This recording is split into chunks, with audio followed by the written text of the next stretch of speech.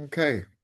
Good evening, everyone. This is Ron. It's the 25th of August and Monday, the 25th of August, a little after 6. And we were just kind of talking here for a minute, but let's see if we have any questions. We've had some really energetic sessions lately, I guess I'd say. And I love where we are.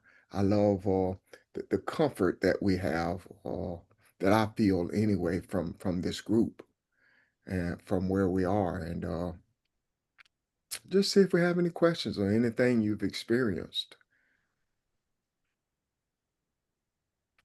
Anyone? Or about anything. Ron, I I have a do. question. Are you? No, go ahead, Ethel. Okay, thank you, Audrey. Honor to the ancestors.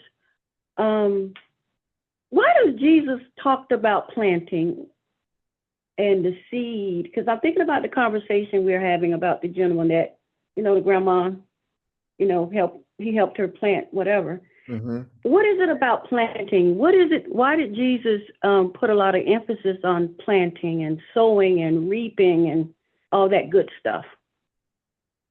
That's my question. Okay, thank you. Anyone?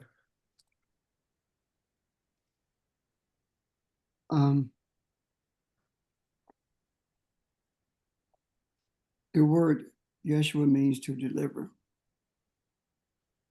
And the people who were the recipients of what was written in the sacred book were people of African descent. And they were very familiar with planting and sowing. They were very familiar with resting the soil.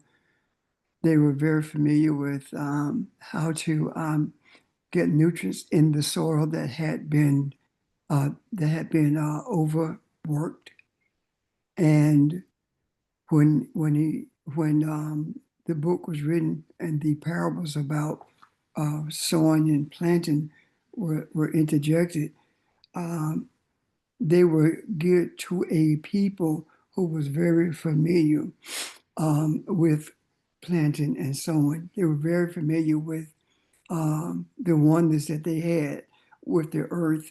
And so he used examples, or it was written in examples of what they were familiar with.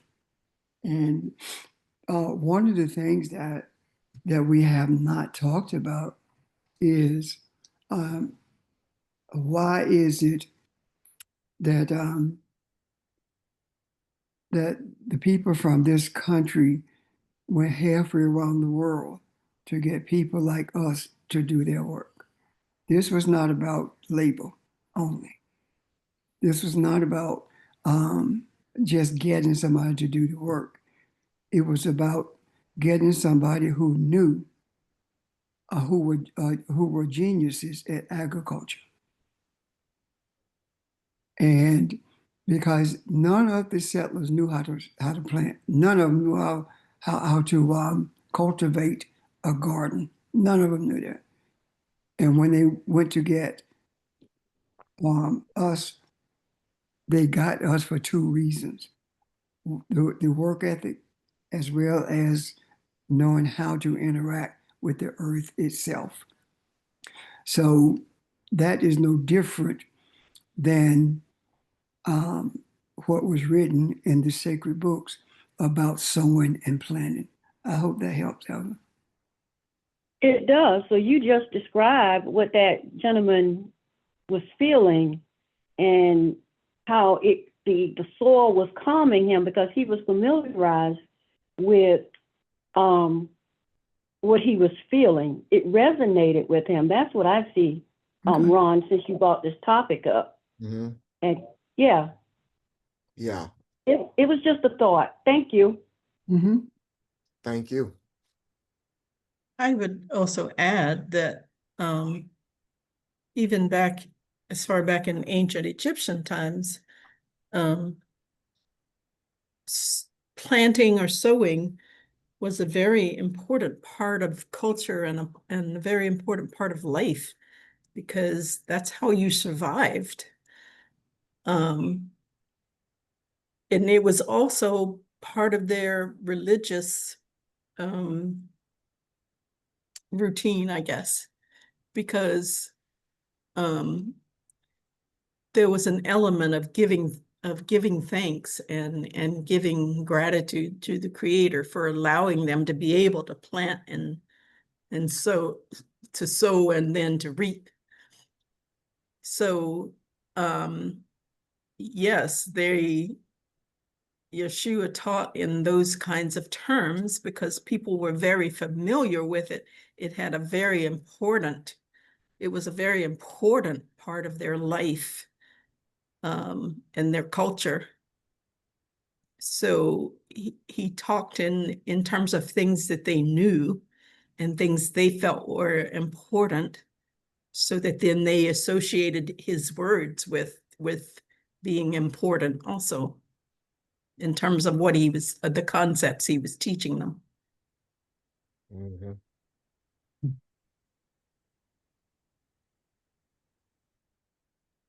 Anyway, but my question kind of goes off into a different direction. So I can wait and ask it later if there are other questions regarding what we were just talking about.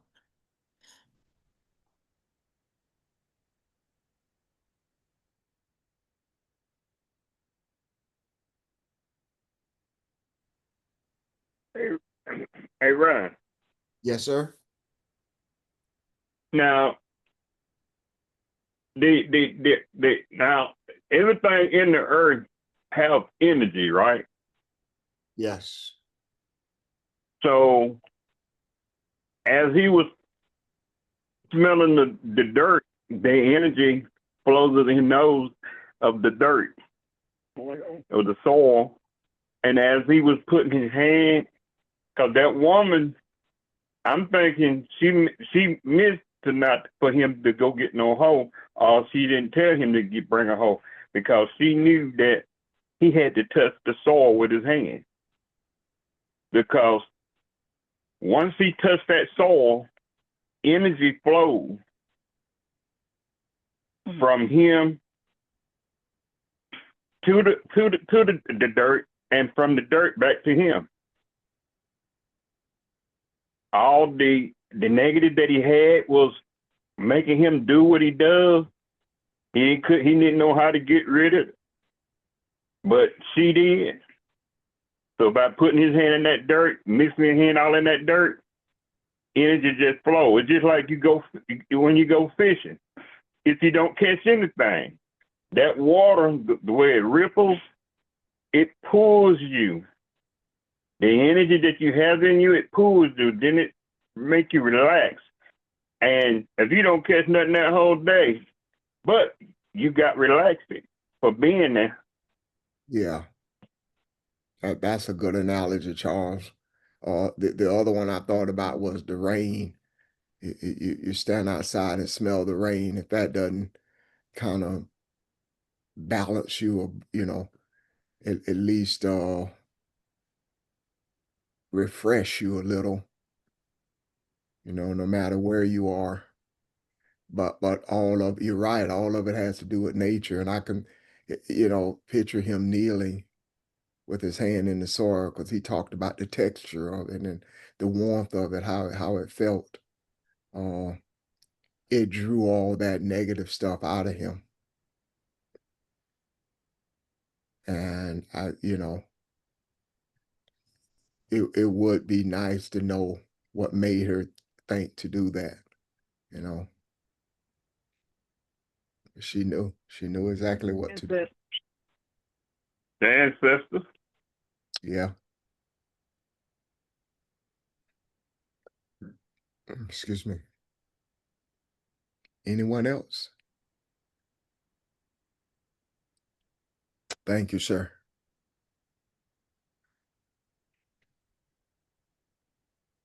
You're welcome. Audrey, were you?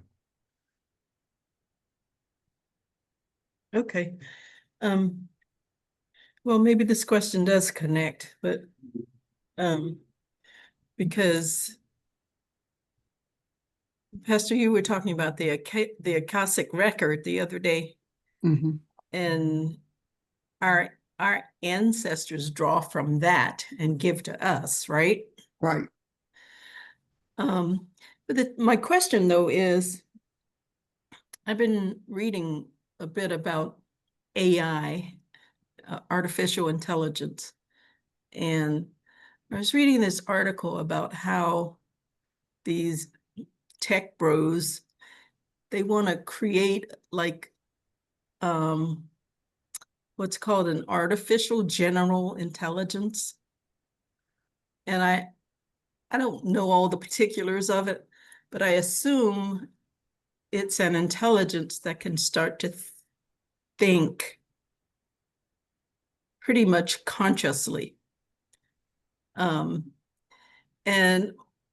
my question is, because I actually don't believe they can do it.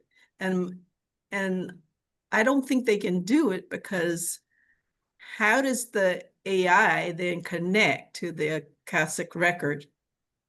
I don't think there's, how does it connect to that collective consciousness? I don't I, think it can. I don't think think it can. I don't think it can connect. And that is one of the reasons, I suppose, not I suppose, that is one of the reasons that it was so important for us to reappropriate the energies. Because with divine energy, you can do pretty much anything you want to. Mhm. So that is not something that they have continued access to now. So I don't believe that the Creator would allow barbarians to connect to the Acacia records because of the spiritual nature of them and because of the information you gain from them. Right. That's what I was thinking, because that is all on a spiritual level, and there's no way a machine or whatever could connect to that. Right. Okay. All right. Thanks. And Audrey, that's part of the thing that we were talking about when we were talking about fear. People being afraid of what was coming based upon what they saw heard in the news or what they read. Yeah. Mhm. Yeah, yeah, I guess because they don't think it through from a place of knowing who they are and understanding um Right. the scriptures and the Akashic record and the ancestors and all of that. Right. And that's because we have been taught how not to do critical thinking. Yeah. What are the Acacia records? The Akasha records are they are spiritual records that are above in the enlightenment and wisdom of everything that has happened since the beginning, everything that's happening now, and everything that will happen in the future. They are the records that ancestors have access to, as well as shamans, people who embrace um, the essence of the ancestors received from them, and that's coming from their Acacia records. Also, um, you are able to access the Acacia records yourself um, when you are able to let your body when you're able to stop you from being your body being your priority, and you realizing that you are spirit to the extent that your body and your mindset simply disappears. It's just left one with the earth as it is, and you are totally focused on the spiritual nature of your being, and through meditation and through the unicity with the spirit world, you can do that. Does that make sense, Mara? It does. Thank you. Mm-hmm. Thank you. Or do you want to add something to that? No, just, Okay. well, it is the collective consciousness that has existed from the beginning of time. So when we talk about the macro, that's what it is. You're right. I'm glad you said that. It makes it clearer. So when we talk about the earth or land, or like, for example, Abraham not being a person taking a journey, the journey is you in your life. Is that what we're talking about when we talk about that the land being consciousness? Yes, the whole journey that we are taking, um, the truth that we reveal to earth consciousness have been there from the beginning of time, as I just spoke. And when we say, I've never seen that before, or when we are teaching or making a statement and a question comes in and the spiritual answer is given, something that you never researched, something that you never thought about, yet you were able to articulate it. That's where it's coming from, that consciousness.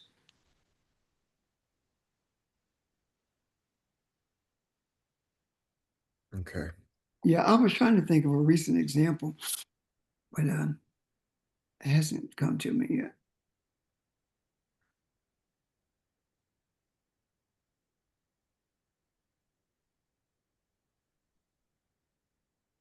Anyone A else? recent Oh, I example, know what it was. a, Go ahead, Barbara. go I ahead. got one, an example.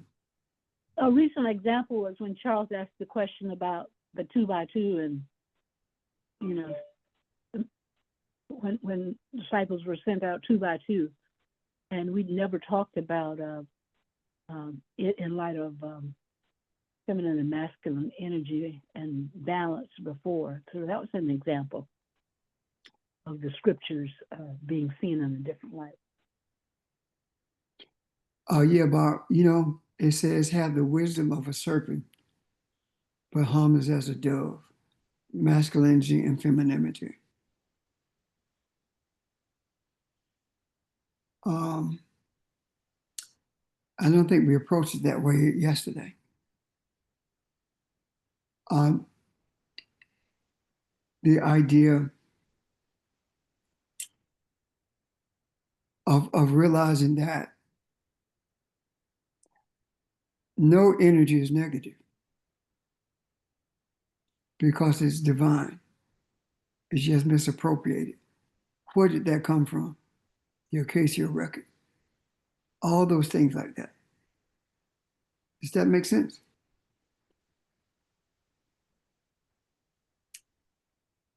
Mr. Ron? I'm just thinking.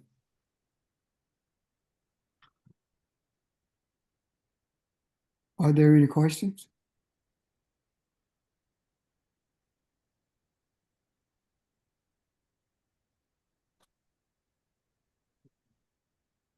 Um,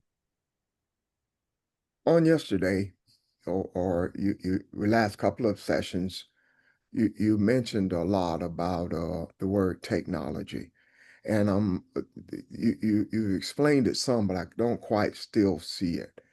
When you talk about technology or spirituality or spiritual things, you're talking about how or what motivates energy or how it flows in what activates it maybe? When I talk about, yes, when I talk about technology, us being technology, I am talking about the energy flows that allows us um, to create things, to bring things into existence. I'm talking about the role that melanin plays in that.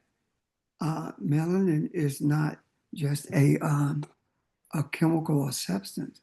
Melanin is energy itself.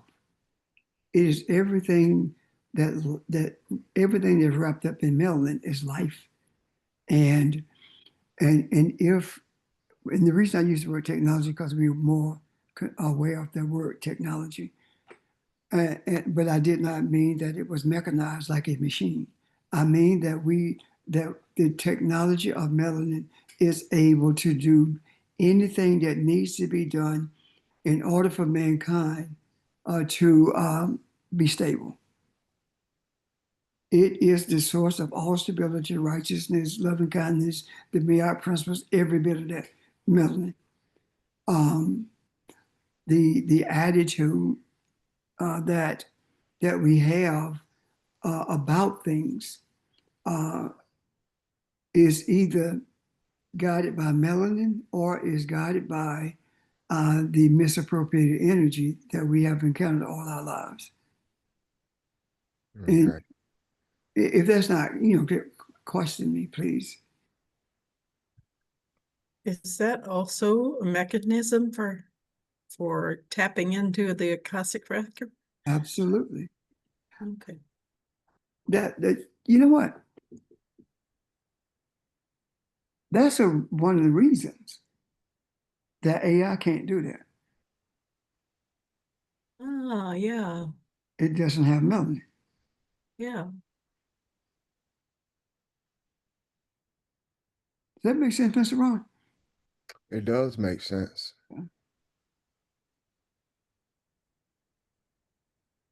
Let me hear that good now. She was saying the AI don't have anything to tap in beyond himself like we have to tap in. That's what you're saying? Pretty much, yes. That's the Okay. yeah. That's basically what we're saying, Charles. Um, there is absolutely nothing um, more powerful than the energy of melanin. And nothing in this earth. Melanin was brought into a physical space because Elohim took on a physical body. And that is the reason that we are melanated, because it is a physical representation of a spiritual truth. Does that make sense? Yeah.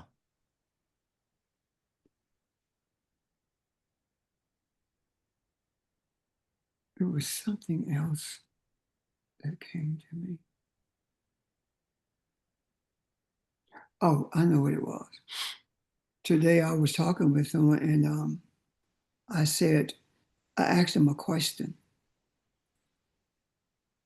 Do you know where the word switch came from? You know, when your parents say, go get a switch. She did not say, go get a stick or a whip. She said, switch, right? Mm-hmm. Um, the reason they used the word switch is because of your behavior.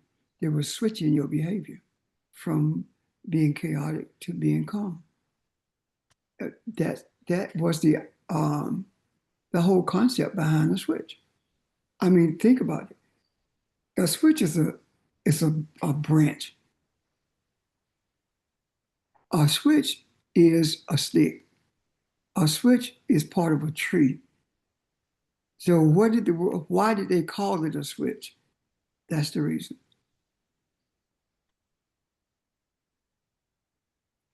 it's amazing. Well, let me put it this way. It's things that we are capable of when we know who we are, when we hold on to our identity. It's so amazing until it sounds like it's an overreach or conspiracy. And the reason it sounds like that is because we have been told what things are. We have been told that anything that's African is not true. Anything that came from the lips of a previously enslaved person is not true. It's voodoo. That's one of the reasons it's so difficult for us to hold on to our identity, because we are still functioning within the parameters that have been set for us.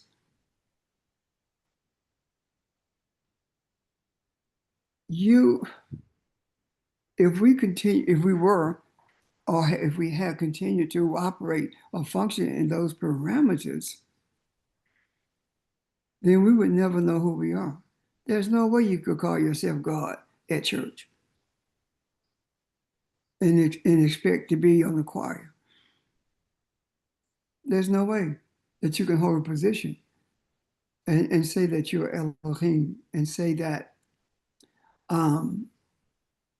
the difference between a European mindset and an African mindset is love and kindness. There's no way that you'll be able to do that, because first thing is you're racist. I was speaking with someone today, and they were talking about how people have fallen off from this group because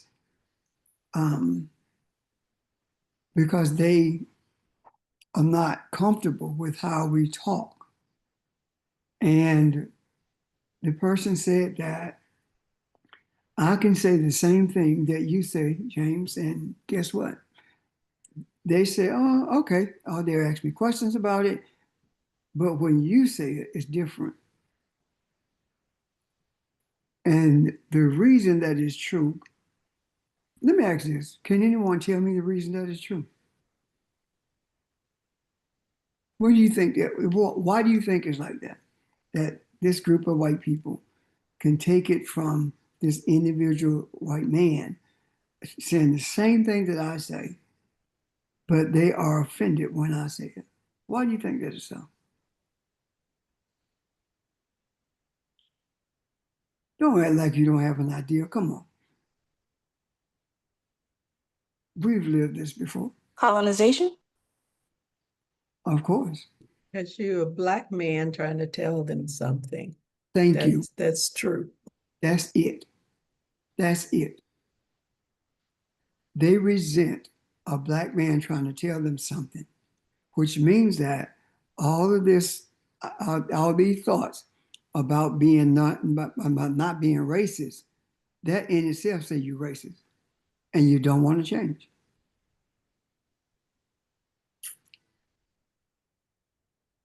Anyway, George, you had something to say? No, I was just hello everybody. I was just going to say, in terms of maybe what they were taught, in terms of what they was led to believe is their truth, being able to hear it from, a Caucasian versus being able to hear it, from, an African or a Black person.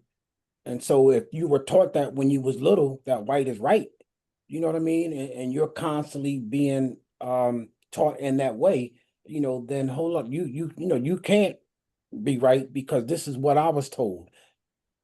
So I don't know if that resonates, but I think it's something similar to like my son, what he was going through when he was in daycare at an early age, at Temple, was that he was in his classroom with his kids, with his peers.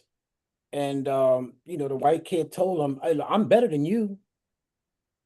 You know what I mean? But how, did that child come up with that, mindset? You know what I mean? But I think it had to come from, what he was taught. Absolutely. That's my thought. Guess what, Joel? Black folk think the same way. The white people are better or superior to us, Mm-hmm. especially the black church. You go into the black church talking about um, melanated people brought all life into this earth. The African mindset is when the African mindset is the dominant mindset, you don't have wars, you don't have people starving. The black church will reject that. You go into a black church and say that the Bible was manipulated and they made Jesus white so that your subconscious will recognize white people as being God. You'd be put out of the church for that. So we are taught the same thing. And we pretend that is not true with us. However, there is no difference in the belief system of the people who enslaved us and the belief system in the black church. I don't care whether it's Methodist, Baptist, Presbyterian, it does not matter. All the doctrine in every church came from enslavers. So we are taught that white people are superior. And we buy into it.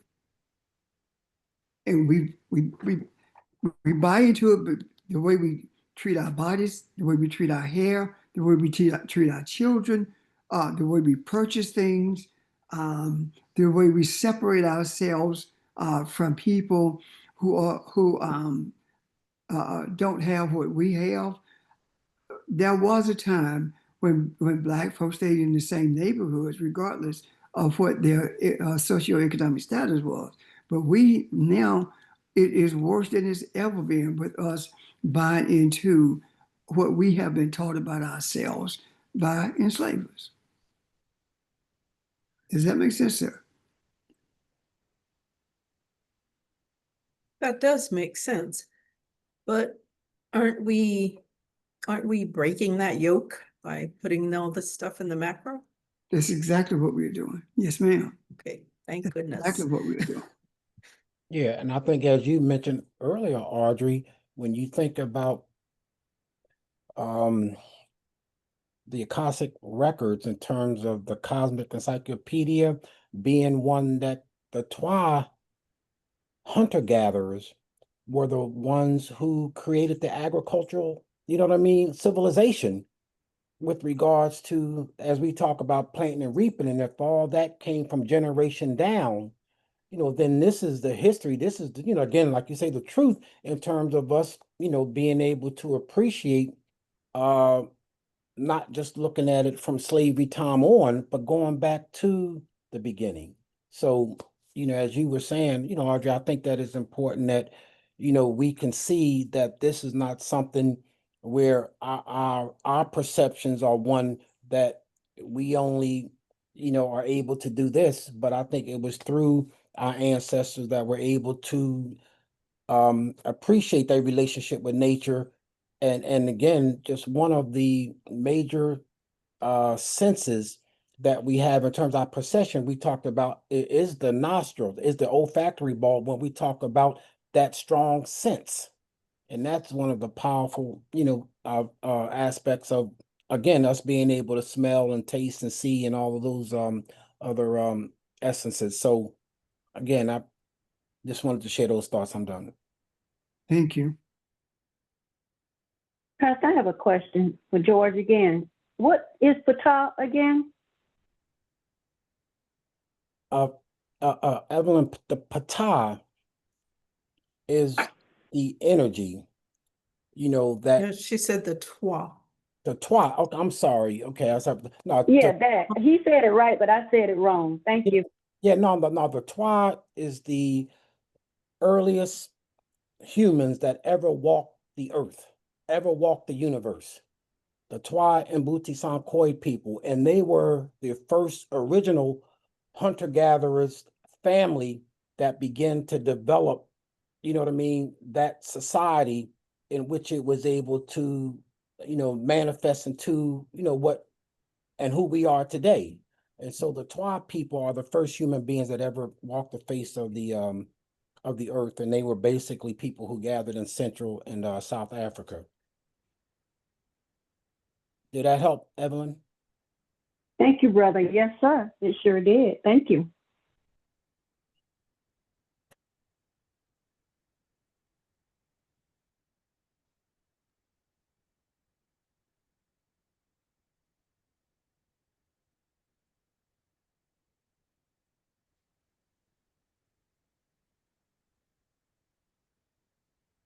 Hey, Pastor, Hmm. it's Charles. Well, the Dogon people, well, they was sort of like military-like people, warriors. The Dogon people, for lack of a better term, were astrologers. They understood how the universe works, and they were very familiar with all the heavenly bodies, all the planets, and their positions, as well as their purpose. So um, they were a different type of warrior, I suppose. If I would call them a warrior, it would be a spiritual warrior, and that's because of how they process things. I hope that helps, Charles. That's the best I can do with that one. I know, cause I don't know. It probably just dropped in my brain or mind before about it was some type of African people. They were so good at war, could no one touch them? Could no one can break them apart? I think you're talking about the Zulu. I don't know if it was a Zulu or someone. The Zulu. I mean, it would be the Zulu, Charles, more so than it would be the Dogon. The Dogon are known specifically for their understandings of the universe itself. They are the ones who said that they came from the planet, star Sirius, Sirius 2. And they were told there was no Sirius 2 until I think it was in the 60s or something that they found out that the Dogon were right. So that's what I'm talking about, Charles, when I'm talking about them being more in tune with the universe as opposed to being great warriors. okay, all right. All right. Thank you, sir. Pastor, this is Evelyn again. Can we go back to the soil? And the reason why I asked is because I looked up what does it mean. I Googled what is the spiritual meaning behind what was that? The ground. And it says, let me put my readers on. Hold on one moment. Okay. It says being spiritually grounded means being centered, stable, and connected to something larger than oneself, like one's heart or the earth, while remaining present in the moment. It's about emotional stability, inner peace that gentleman had, and clarity of perception. Grounding is not just about being calm, but also being able to handle stress and negative emotions without being overwhelmed. So is that what that guy was experiencing also? He got peace, he had balance, he had, that's my question. Yes, he was grounded. That's why we talk about if you are upset or if you are in a uncomfortable mindset, take a walk with your shoes off in the grass. It grounds you. It brings calmness to you because we are one with the earth, and when we are grounded, what we are vibrating at the same frequency of the earth. I'm sorry, the universe. That's where peace comes from. And yeah, and you're right, because a lot of times I'm outside all the time, and the faith house the yard is full of grass, beautiful grass. And I go out there and I just enjoy nature. I have my head just looking at the trees, feeling the earth up under my feet, the grass. That's what brings me peace. That's what has brought me peace when I've gone through a lot of stuff. So yeah, to me, this is a very good subject that we're talking about. Thank you. You're welcome. Thank you.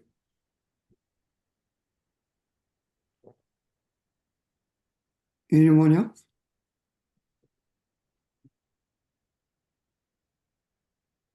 Yeah, I wanted to back up to it, and we were talking about fear. We were talking about uh, why the African church feels the way it does, and feeling less than, and all of that is part of what we've been told we are. Uh, and I'm glad Audra said what she said. We are changing things now by these discussions. We're putting things out in the macro. Uh, I was watching 60 Minutes yesterday, and there was this young guy there, and they were talking about he's one of the youngest billionaires there is. He's 32 years old, and I don't recall his name. But what he does is he is strong in technology. I think it's Soros. Soros. Okay, did you see that? Alex Soros. No, I didn't, but I'd read something. But all he does is make weapons. He makes different type of drones and all these weapons of destructions because he wants America to be so strong and be no one can fight against us. And I'm thinking, you spending millions and billions of dollars in this technology to make things to destroy people. How much sense does that make? Who are these enemies that you're talking about? And And I'll just add, Ron, that it's AI. The weapons are manned by AI, okay, yeah. artificial intelligence. Yeah. Um, it what I'm trying to say the importance of what we do. And it's, as Pastor mentioned, it's the technology, but it's not artificial. The technology that we're used to is machinery and stuff that you can put your hands on. And this is a spiritual thing, and there's nothing stronger than that. And part of it is getting past being the head, the tip of the spear that breaks the barriers of fear and breaks the barriers of I'm less than, and I this is too strong for us, or here we go again, or all those things that seem to keep us in place and not grounded. Uh, so we we we we we we're doing this uh, not only to find truth for ourselves, but to change the universe, to change the world, to change mankind. And I sat there and watched that show last night, watched him, and for a brief second, I'm like, what? It was almost depressing that you spend your whole existence making weapons of destructions that to destroy people, to destroy the earth, and but I feel okay about it. I feel okay about what we do and who we are, and why we meet 3 days a week on this phone to encourage each other and show love and support for uh, the ancestors and appreciation of who we are. And I just want to say that because it seems like just like the young man put his hands in the dirt and it changed his whole mind, his whole anger disappeared. It's what we're doing is that simple. The weapons that we have are love. The weapons that we have are not machinery. It is not made of money. So hold your thoughts. Hold your thoughts and let's remain like-minded. This is making a difference and it is important. Don't let the fear that you see out there sway you in any way. Thank you. Thank you, Ron. You're welcome. Any questions or comments?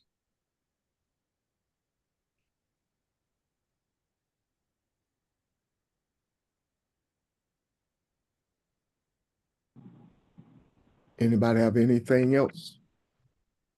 Hello, everyone. This is Sheldon. I had a comment, and we talked about it, I think, like maybe a week ago, when AI was first brought up, and the comparison of the difference between it and Akashic records and AI, which Audrey mentioned earlier, in terms of what those tech pros are trying to do.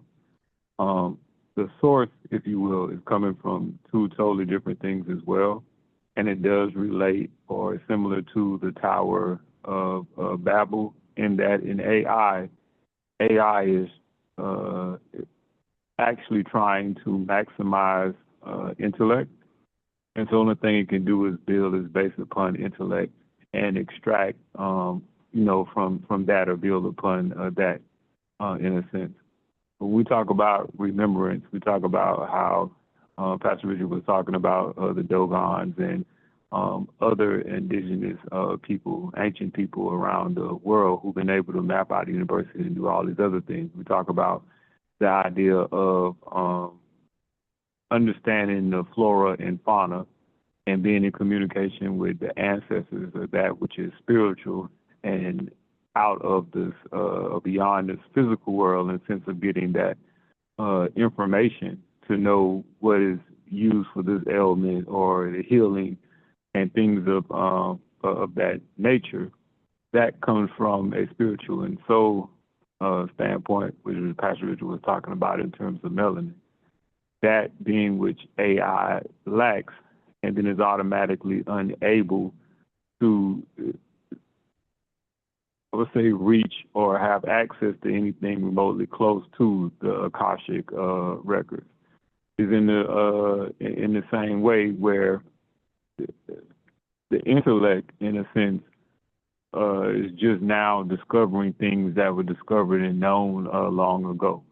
When we talk about remembering things versus actually knowing something, is as if it's not even necessarily that we're learning it. It is then us actually tapping into the Akashic records, and it is also us not getting there systematically through intellect. The idea like you know what you know and you know it without a shadow of a doubt. That's not from intellect, and that's the only thing that AI is actually able to do, which is simply compute, in a sense, as a supercomputer. I'm finished for the moment. That's it. Thank you.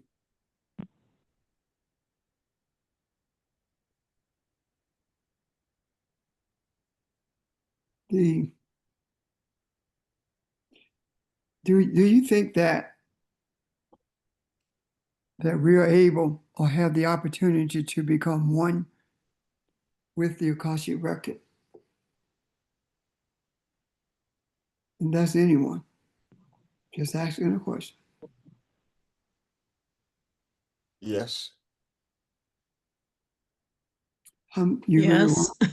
Yes. Okay. Anyone else? Yes. Yeah, if you want that, absolutely yes. And I think of the Akashic record in this way. If you think of the when I say the Akashic records is one, right? When you think of the body and you think about how the cells of the body reproduce, and you think about every single aspect or part of the body, has some type of connection and communication to the rest of the body. In the same way, that is how the Akashic records work. The Akashic records is not something that we just have access to. Akashic record is creation in itself. And so we automatically not only have access to that, we are a part of that. It's just a matter of us tapping in and receiving those signals. And that's for lack of better words. The words are kind of loose, but essentially having the awareness of that aspect of ourselves, I would say, is what opens all of that up. Knowing thyself in a different way.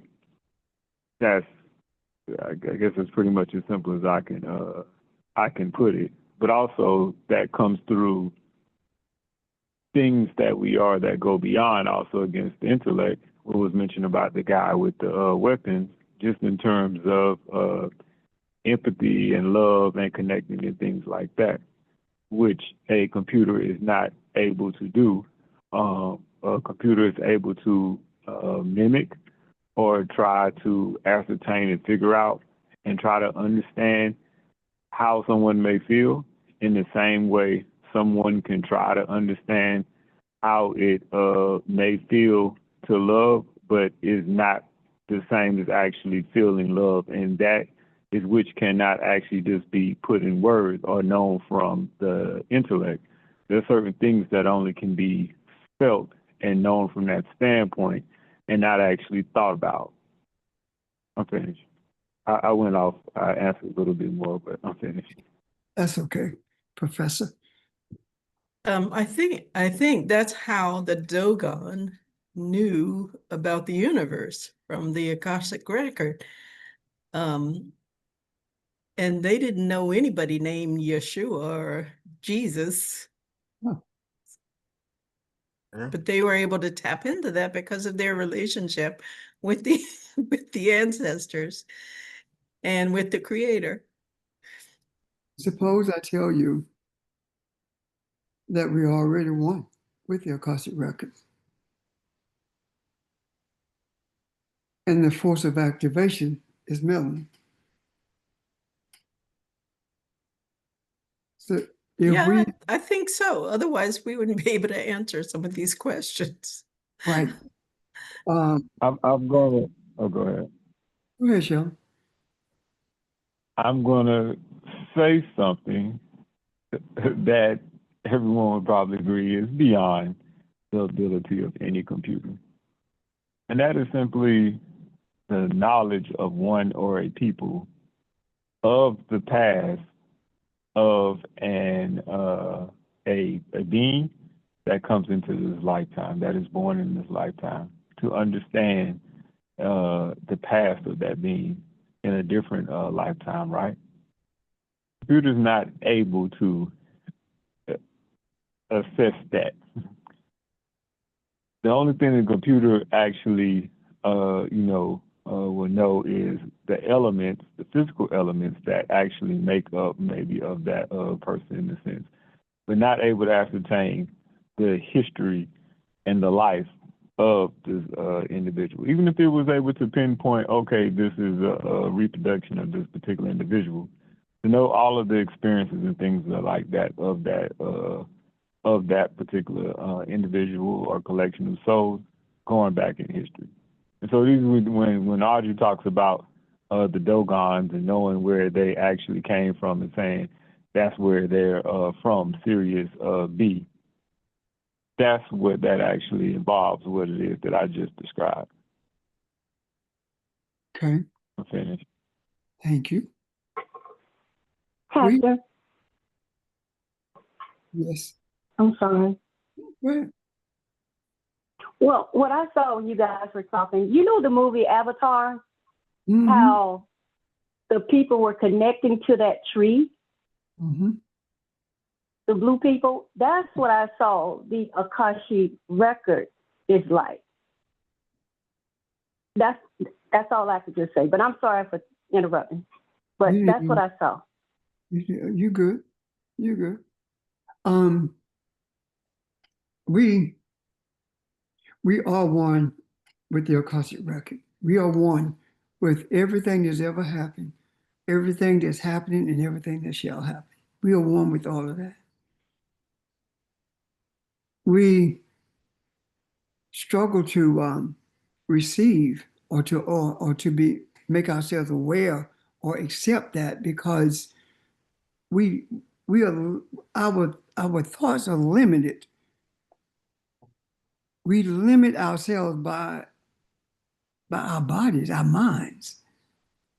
If we could remove from our subconscious and consciousness the idea that we are our bodies and truly see who we are, embracing that,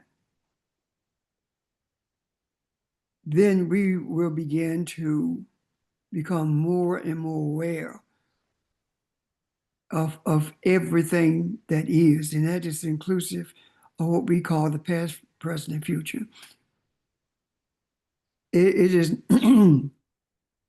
it is possible, it is highly probable, and my desire for all of us is for us to become not only aware that we are one with it, but understand that melanin activates our access to the awareness of our being one with it.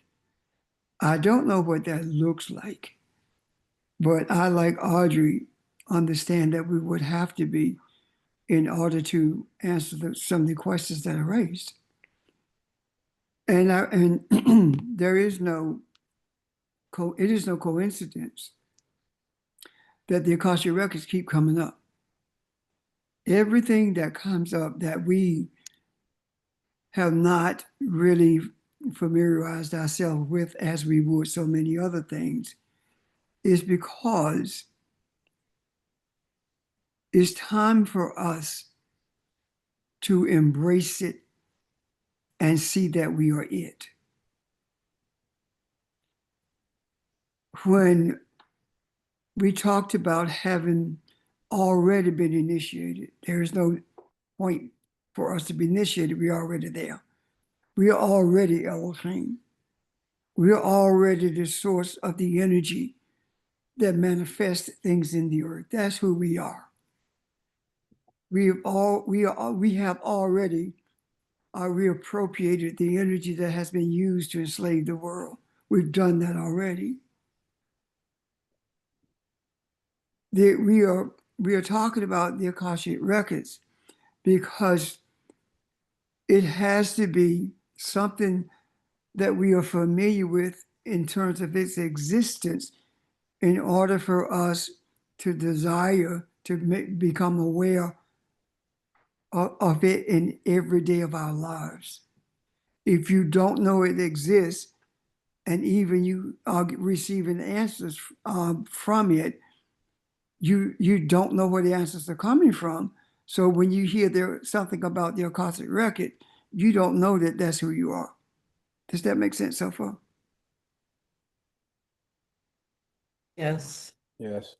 Yes, it does. So here we are, center stage, not in the earth, but center stage in our spiritual essence. And here we are being the first bodies, the first physical bodies on this earth. And at the time that we were the first bodies on this earth, we had no problem receiving answers and direction from what we call now the Akashic records. We had no issues with that. However, there are things that block or that presents the struggle for us to become aware and embrace the totality of it. And that is our education, our religions, the things that we have been indoctrinated with the most. So how do we do that? just like we do everything else, I suppose. No, I know. And that is through meditation, sincere desire, embracing all things, knowing that regardless of what the thing is, it is only considered to be adversarial because it's been misused. The energy has been misappropriated. That is why, out of all the things that we have brought into existence, we have never brought anything into existence that would destroy the earth or humanity. And now it is time for us to embrace the Akashic Record so we can get directions as to how we are to disengage these weapons of mass destruction in order to protect humanity from the barbarians who has their fingers on the trigger. It's coming up to us because it's time for us to not only be aware of it, but to live it every single day. Because the earth, because mankind, without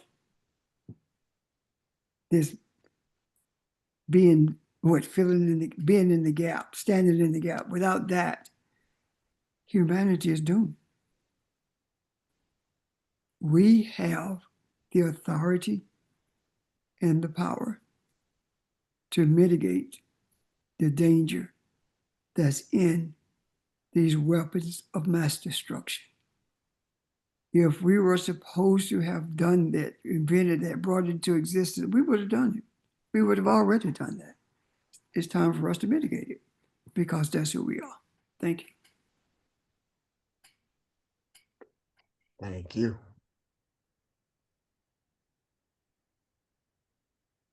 There is nothing beyond our authority and power. Absolutely nothing. Ashe. Nothing. Ashe. Nothing.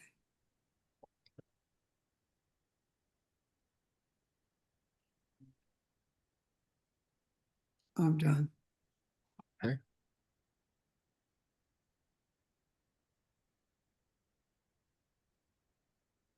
What you think, y'all? We good? Anything else? Any other questions?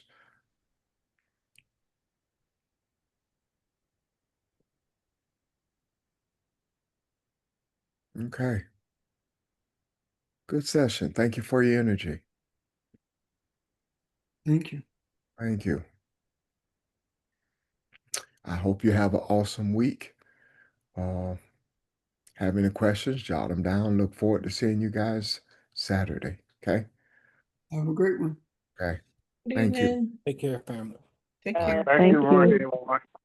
everyone. Bye.